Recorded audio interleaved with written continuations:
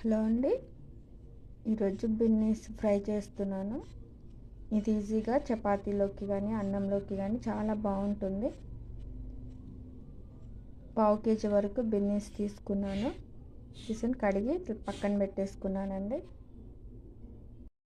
కడిగి పక్కన పెట్టేసుకుని ఇలా చిన్న చిన్న పీసెస్ లాగా కట్ చేసుకోవాలండి. పెద్ద ముక్కలు అయితే ఉడకడానికి టైం తీసుకుంటుంది కదా, చిన్నవైతే త్వరగా ఉడికిపోతాయి. ప్యాన్ పెట్టుకొని దీంట్లో ఆయిల్ వేసుకోవాలి సరిపడంత.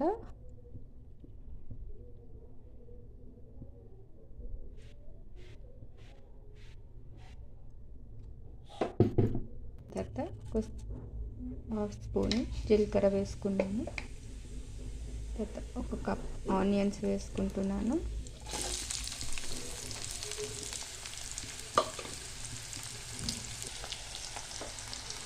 ఇలా కొంచెం ఫ్రై అయిన తర్వాత మనం కట్ చేసి పెట్టుకున్న బిన్నీస్ ముక్కల్ని వేసుకుంటున్నాను.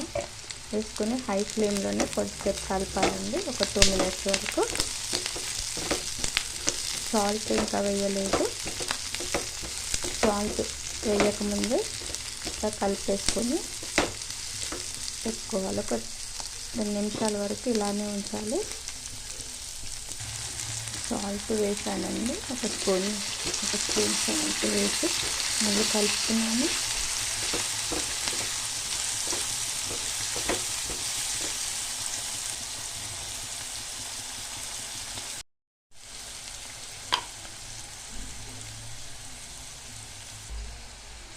దీంట్లో కొద్దిగా కరివేపాకు కూడా వేస్తున్నాను.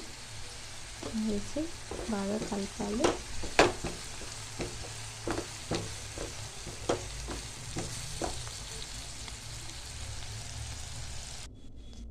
మిక్సీ జార్లోకి కావాల్సిన మసాలా ఐటెం తీసుకున్నామండి.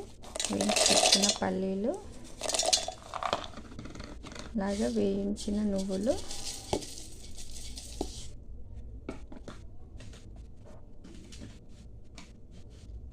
నాలుగు ఎండుమిరపకాయలు,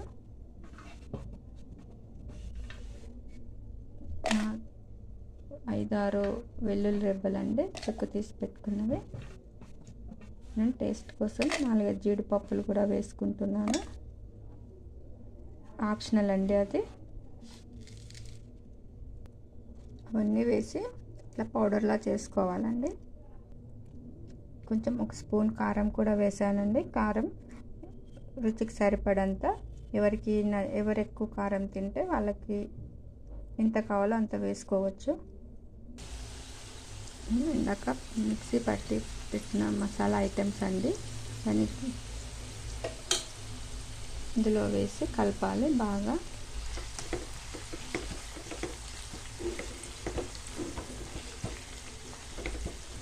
వాటర్ కూడా యాడ్ చేసుకోవాలండి.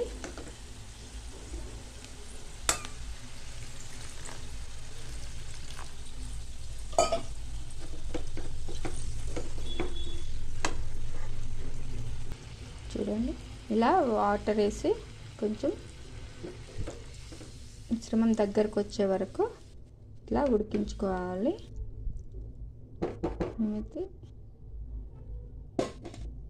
నేనైతే ఇలా చేశానండి. చూడండి, ఆయిల్ పైకి వచ్చే వరకు ఉంచాలి. కావాలనుకుంటే ఇంకిన్ని వాటర్ కూడా యాడ్ చేసుకోవచ్చు. ఇది గ్రేవీ లాగా ఉంటుంది.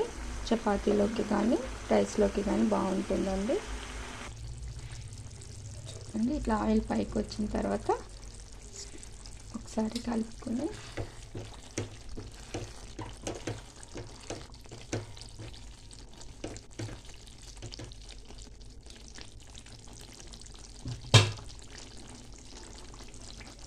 స్టవ్ ఆఫ్ చేసుకుంటే సరిపోతుంది.